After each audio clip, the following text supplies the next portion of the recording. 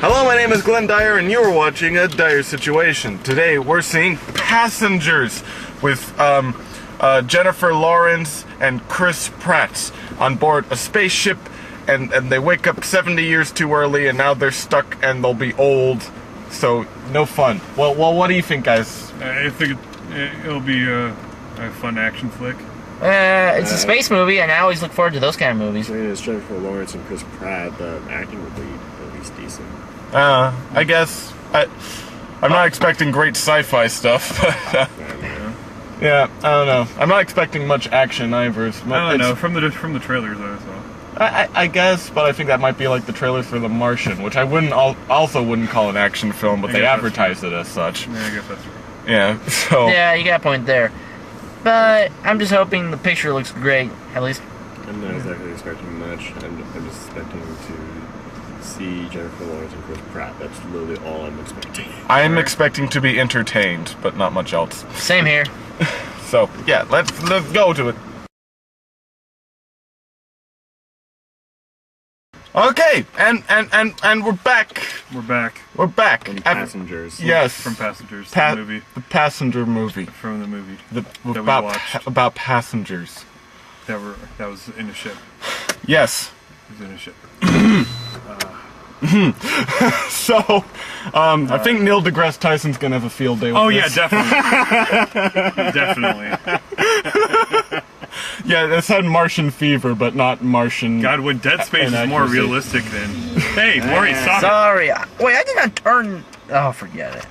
Just get the key out of the ignition. Fine, it's out. Jeez. Please. Okay. Yeah, like for instance, the fact that the ship is shaped in such a way to where it has those rotating columns and stuff, yet it has artificial gravity that can be turned on and off, but the rotating is for the gravity. Like, in most things it is. Most things it is, yeah. But I guess, again, Dead Space... It makes no sense. It's more realistic than this. I guess. I don't know. And I thought that's why, like, the gravity went out when he was on the elevator in between those sections. Just because, yeah, because, yeah. Physics. Well, fuck physics! I don't know. It goes out just for dramatic purposes, I guess. I don't know. Fuck movies. And the medical care in that thing. This has no OSHA compliance. Yes, apparently Obamacare in the future got even worse, so there's only one healing pod for 5,000 people. Yes. So that'll work out. And it's possible to literally execute someone in it. Well, that's not what it meant. Yep, shut up, Maurice. But like, anyway, the movie itself, like, I think it was actually pretty decent. It was decent. And then the ending happened. It had a good idea, but it didn't deliver a good story that much. No, I think it was fine. It's just the ending is paramount, and they fucked up the ending. Yeah, I also think they started running out of ideas at some point, just because at some point, like, Chris Pratt is revealed as an asshole and stuff, and Jennifer Lawrence and him don't like each other, or at least Jennifer Lawrence doesn't like him, and it's reached that point in their relationship, and I think they just couldn't think of anything else to do because suddenly Lawrence Fishburne arises and they have to go through a few action sequences. Yeah. And, like, from that point on, it started making me wonder, like, well, what was the beginning part of the movie for again? I forgot. Like...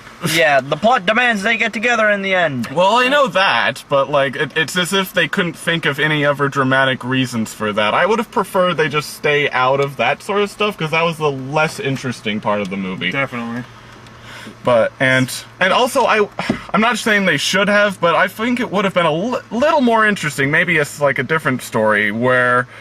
they wake up and we see this all from Jennifer Lawrence's perspective, and that's what I was thinking as soon as that happened. Yeah, just because, like, Chris Pratt did something nasty, right? And we see him do it, and we see the reasons why he did it, and then Jennifer Lawrence gets to experience that stuff.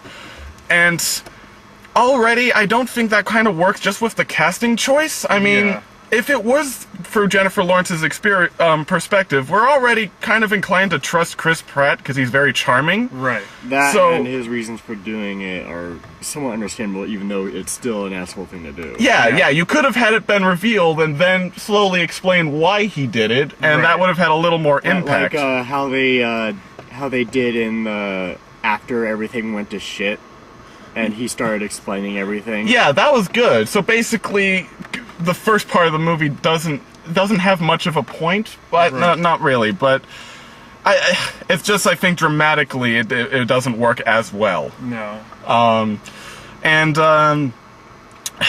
Yeah, or at the very least, if they are doing it in this style, make the person in Chris Pratt's shoes not a very attractive person. Yeah. So that way, it'll be a little harder to go onto his side about this. Because Yeah, at the probably. moment, like, you're honestly just inclined to trust Chris Pratt on whatever the hell he says, because he's beautiful. Yeah.